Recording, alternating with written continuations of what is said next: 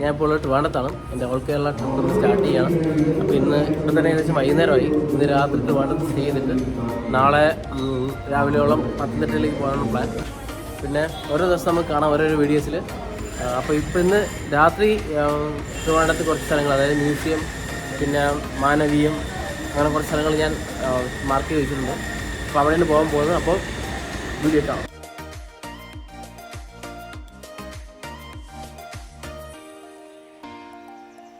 ഇതുവരെ ഈ channel subscribe ചെയ്തില്ലെങ്കിൽ സബ്സ്ക്രൈബ് ചെയ്യുക. വീഡിയോസിനായി ബെൽ ബട്ടൺ കൂടി ക്ലിക്ക് ചെയ്യുക. ട്രിവാൻഡ്രത്ത് എത്തിയത് ഈവനിങ് ആണെങ്കിലും കുറച്ച് ജോലികളൊക്കെ ചെയ്ത് വെക്കാനുണ്ടായിരുന്നു. കാര്യം ട്രിപ്പിൻ്റെ കുറച്ച് സാധനങ്ങൾ മേടിക്കാനും കുറച്ച് കാര്യങ്ങളൊക്കെ സ്റ്റാർട്ട് ചെയ്യാനൊക്കെ. എന്നാലും ആ പരിപാടി കഴിഞ്ഞപ്പോൾ ഏകദേശം 7-8 മണിയോളമായി. എനിക്ക് പോകേണ്ടിരുന്ന ഫസ്റ്റ് പ്ലേസ് നേപ്പിയർ മ്യൂസിയമാണ്. നൈറ്റ് നല്ല വൈബാണ് അവിടെ പോകാൻ. അപ്പോൾ നല്ല ട്രാഫിക് ഉണ്ടായിരുന്നു അങ്ങോട്ടേക്ക് പോകാനായിട്ട്. എന്നാലും പതിയെ അങ്ങോട്ടേക്ക് യാത്രയായി അവസാനം എൻട്രൻസിലെത്തി. കയറി ചെല്ലുമ്പോൾ ആ എൻട്രൻസിൽ തന്നെയായിട്ട് വലിയ LCD ഡിസ്പ്ലേ വെച്ചിട്ടുണ്ട്. അവിടെ നമ്മുടെ ഈ ആർട്സ് പരമായിട്ടുള്ള വീഡിയോസും കാര്യങ്ങളൊക്കെ ഇടും മ്യൂസിയത്തിൻ്റെ ഭാഗമായിട്ട്. അങ്ങനെ അത് കണ്ടിട്ട് നേരെ ആ വഴി തന്നെ കുറച്ച് നേരെ നടക്കാം. ഒരു 50 മീറ്റർ കഴിയുമ്പോൾ ടേൺ ഉണ്ട് വലത്തോട്ട്. അത് അവിടെ നിന്ന് വലത്തോട്ട് തിരിയുമ്പോൾ തന്നെ നമുക്ക് ദൂരെ നിന്ന് മ്യൂസിയത്തിൻ്റെ ബിൽഡിങ്സൊക്കെ കാണാൻ പറ്റും. രണ്ട് സൈഡും, അതായത് ഈ മ്യൂസിയത്തിൻ്റെ ബിൽഡിങ്ങിന് ചുറ്റും ഗാർഡൻ ഏരിയാസ് ഉണ്ട്. അപ്പോൾ നമ്മൾ പോകുന്ന വഴിയുടെ രണ്ട് സൈഡിലും ഗാർഡനാണ്. പാർക്കുണ്ട്. നൈറ്റൊക്കെ വന്നിരിക്കുന്ന ഫാമിലിയായിട്ടും ഫ്രണ്ട്സൊക്കെ ആയിട്ട് വന്നിരിക്കുന്ന ആൾക്കാരുണ്ട് അവിടെ സൈഡിലും. കൂടുതലായിട്ടും നൈറ്റിലെ ആൾക്കാർ ജോഗിങ്ങിനൊക്കെയാണ് വരുന്നത്. ബിൽഡിങ്ങിൻ്റെ സൈഡിൽ കൂടെ കുറച്ച് ദൂരം കൂടെ നടക്കുമ്പോൾ മറുവശത്തെത്തും. അവിടെ ഒരു പഴയ പീരങ്കി അവിടെ വെച്ചിട്ടുണ്ട് ആ ഭാഗത്തായിട്ട്. നൈറ്റ് ലൈഫ് എൻജോയ് ചെയ്യാനാണ് കൂടുതൽ പേര് ഇവിടെ എത്തുന്നത്. കാരണം ഇരിക്കാനൊക്കെ നിറയെ സ്പോട്ടുകളുണ്ട്. പിന്നെ ആൾക്കാർ സംസാരിച്ചുകൊണ്ടിരിക്കാൻ കുറേ സ്ഥലങ്ങളൊക്കെ ഉണ്ട്. അപ്പോൾ അത് കഴിഞ്ഞ് കുറച്ചും കൂടെ പോകുമ്പോൾ ഒരു വാട്ടർ ഫൗണ്ടെയിൻ ഉണ്ട് അവിടെ. ഈ കുറേ സിനിമകളിൽ, മലയാള സിനിമകളിലൊക്കെ കുറേ ഇത് കാണിച്ചിട്ടുണ്ട്. നൈറ്റ് അത് ലൈറ്റൊക്കെ ഇട്ടിട്ട് നല്ല രസമാണ് കാണാനൊക്കെ. അപ്പോൾ അത് കുറച്ച് നേരം കണ്ടുകൊണ്ടിരുന്നു. അപ്പോൾ അതും കണ്ടതിന് ശേഷം നേരെ അതിൻ്റെ മൂന്നാമത്തെ സൈഡുണ്ടല്ലോ, അപ്പുറ സൈഡ്, അങ്ങോട്ടേക്ക് പോയി. അവിടെയാണ് ടിക്കറ്റ് കൗണ്ടർ. മോർണിംഗിൽ വന്നിട്ട് നമുക്ക് ടിക്കറ്റ് എടുത്താൽ നമുക്ക് അതിൻ്റെ ഉള്ളിൽ കുറേ കാര്യങ്ങളുണ്ട്. ഈ നേപ്പിയർ മ്യൂസിയത്തിനെ പറ്റി പറയുകയാണെങ്കിൽ ഇത് സ്ഥാപിക്കപ്പെട്ടത് 1855-ലാണ്. അതൊരു പഴയ കെട്ടിടമായിരുന്നു. പിന്നെ അത് പുതുക്കി പണിഞ്ഞു. 1866 മുതൽ 1872 വരെ പണിഞ്ഞിട്ട് അന്നത്തെ മദ്രാസ് സർക്കാരിൻ്റെ ഗവർണറായിരുന്ന നേപ്പിയർ പ്രഭുവിൻ്റെ പേരിലാണ് നാമകരണം ചെയ്തത്. അതിനുശേഷമാണ് ഈ മ്യൂസിയം നേപ്പിയർ മ്യൂസിയം എന്ന് അറിയപ്പെടാൻ തുടങ്ങിയത്. അതുപോലെ തന്നെ ഇതിന് രൂപകൽപ്പന ചെയ്തത് അന്നത്തെ ഫേമസ് ആയിട്ടുള്ളൊരു വാസ്തുവിദ്യ വിദഗ്ധനായിരുന്നു. പേര് റോബർട്ട് കിസോ. അദ്ദേഹം 1880 ഇവിടെ എത്തുകയും ഇതിനെപ്പറ്റി പഠിച്ച് ഇത് ചെയ്യുകയാണ് ചെയ്തത്. മദ്രാസ് സർക്കാരിൻ്റെ കീഴിലായിരുന്നു ഈ നേപ്പിയർ മ്യൂസിയത്തിൻ്റെ ഒട്ടുമിക്ക പണികളും നടന്നുകൊണ്ടിരുന്നത്. ഈ മ്യൂസിയം കൂടാതെ നാച്ചുറൽ ഹിസ്റ്ററി മ്യൂസിയവും ഒരു അക്വേറിയം ഈ കോമ്പൗണ്ടിൽ തന്നെയുണ്ട്. അക്വേറിയം പുറത്തുനിന്ന് കണ്ടിട്ട് നേരെ ഞാൻ പോയത് കോമ്പൗണ്ടിൽ തന്നെയുള്ള സൂ സെക്ഷനിലോട്ടാണ്. കുറച്ച് ദൂരമേ ഉള്ളൂ. അതായത് ഈ അക്വേറിയം കഴിഞ്ഞ് ഒരു 10-20 മീറ്റർ നടന്നാൽ തന്നെ നമുക്ക് സൂവിൻ്റെ ആ കോമ്പൗണ്ടിൽ എത്താൻ പറ്റും. എൻട്രൻസ് ഉണ്ട് സൂവിൻ്റെ, അവിടെ ബോർഡൊക്കെ വെച്ചിട്ടുണ്ട്.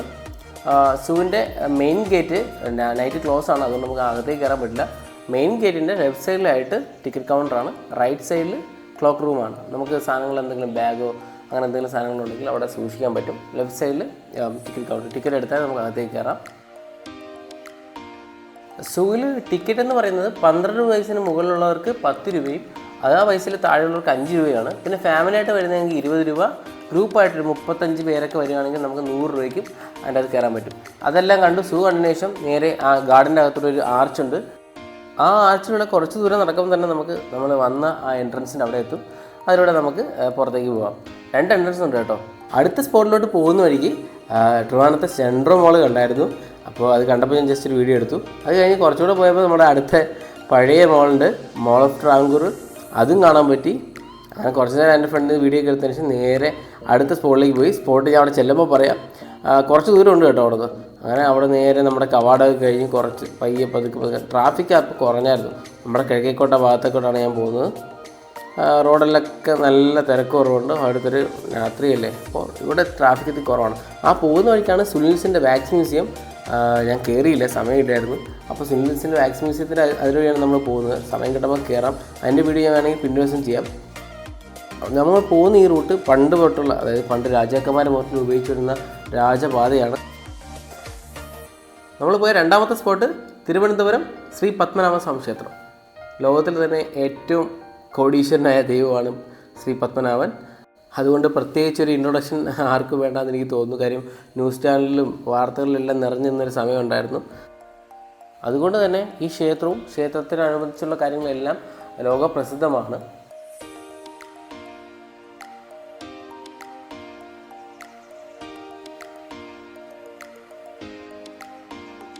ക്ഷേത്രത്തിൻ്റെ കോമ്പൗണ്ടിൽ തന്നെ മറ്റൊരു മ്യൂസിയം കൂടി ഉണ്ട്. അതാണ് പുത്തൻ കുതിരമാളിക മ്യൂസിയം. ഇവിടെ മുതിർന്നവർക്ക് 50 രൂപയും കുട്ടികൾക്ക് 15 രൂപയാണ്. പിന്നെ ഫോറിനേഴ്സിന് 150 രൂപയാണ് ഇവിടെ ചാർജ് ഈടാക്കുന്നത്.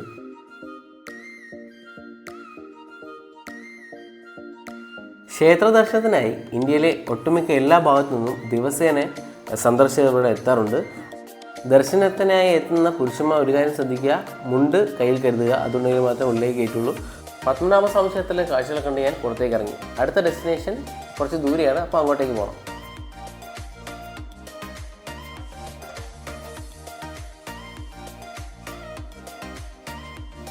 ഞാൻ ലാസ്റ്റ് ഡെസ്റ്റിനേഷനിൽ പോകുന്നതിന് തൊട്ട് മുമ്പായിട്ട് വേറൊരു പ്ലേസിലൂടെ കയറി.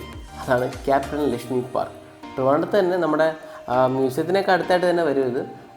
കുട്ടികളെല്ലാം സ്കേറ്റിങ്ങും പിന്നെ ഈ ചെസ്സൊക്കെ കളിക്കാനുള്ള പറ്റിയ സ്ഥലങ്ങളൊക്കെ അതിനകത്തുണ്ട്. അപ്പോൾ ഇതൊക്കെ ജസ്റ്റ് ഒന്ന് കണ്ടിട്ട് ഞാൻ വീണ്ടും ഇറങ്ങി ലാസ്റ്റ് പ്ലേസിലേക്ക്. അതാണ് നമ്മുടെ മാനവ്യം വീതി.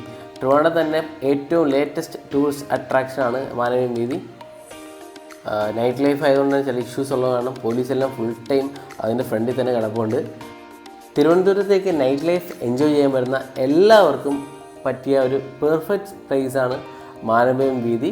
കാരണം അവിടെ നിരവധി ആക്ടിവിറ്റീസ് ഉണ്ട്. കാരണം പാട്ട്, ഡാൻസ്, പിന്നെ റീൽസ് ചെയ്യുന്നവരുണ്ട്, പിന്നെ ഫ്രണ്ട്സായിട്ടും ഫാമിലിയായിട്ടും വന്ന് ടൈം സ്പെൻഡ് ചെയ്യുന്ന കുറേ ആൾക്കാരുണ്ട്. അതുപോലെ എനിക്ക് പറയാനുള്ളൊരു കാര്യം, മാനവീയത്തിലേക്ക് എത്തുന്ന എല്ലാവരും, അതായത് നമുക്കൊരു പബ്ലിക് സ്പേസാണ്. അതുകൊണ്ട് തന്നെ നമ്മൾ മറ്റുള്ളവർക്ക് ഒരു ദ്രോഹം ഉണ്ടാകാത്ത രീതിയിൽ നിങ്ങൾ സ്വന്തമായി വന്ന് എൻജോയ് ചെയ്തിട്ട്, ഇപ്പോൾ ഫ്രണ്ട്സായിട്ടാണ് വരുന്നതെങ്കിൽ അവരുമായിട്ട്, ഫാമിലിയായിട്ട് വരുന്നെങ്കിൽ ഫാമിലിയായിട്ട് വന്ന് എൻജോയ് ചെയ്തിട്ട് മറ്റുള്ളവർക്ക് ഒരു പ്രശ്നം ഉണ്ടാകാതെ പോവുക.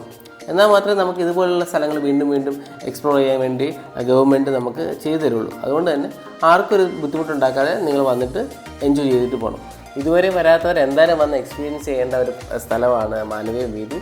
അപ്പോൾ എനിക്ക് മനസ്സിലാവും ഇപ്പോൾ ഇന്നത്തെ വീഡിയോ കുറച്ച് പ്രശ്നങ്ങളൊക്കെ ഉണ്ടായിരുന്നു. കാരണം ഫസ്റ്റ് ഡേ ആണ്, അതുകൊണ്ട് എനിക്ക് കുറച്ച് ടൈമിൽ കുറച്ച് ഇഷ്യൂസ് ഉണ്ടായിരുന്നു. അപ്പോൾ അടുത്ത വീഡിയോയിൽ അടിപൊളിയാക്കാം. ഈ വീഡിയോ ഇഷ്ടമായെങ്കിൽ ലൈക്ക് ചെയ്യുക, ഷെയർ ചെയ്യുക, സബ്സ്ക്രൈബ് ചെയ്യുക. Thanks for watching.